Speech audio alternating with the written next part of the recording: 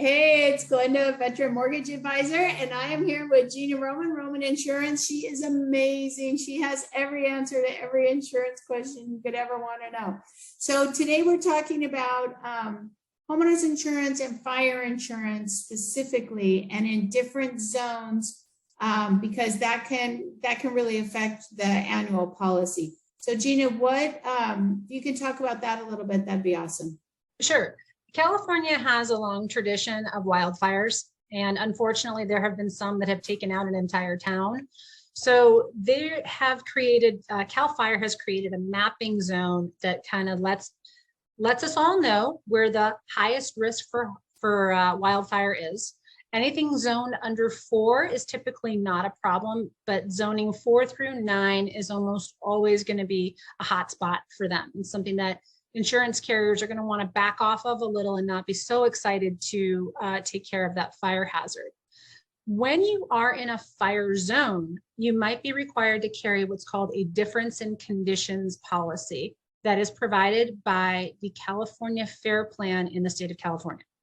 And the California FAIR Plan may not decline your coverage for any circumstances, but they also don't have a lot of room for negotiation as far as pricing. So it's a required coverage, obviously, that you have to have. And unfortunately, you don't really have the option to find a different carrier if you're in one of these hot zones.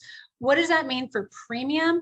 If your average homeowner's policy is going to cost about $1,500 a year, your fire policy on top of that difference in conditions policy could run you $1,000. It can run you the same amount you're paying. I mean, I've seen it double the cost of someone's coverage.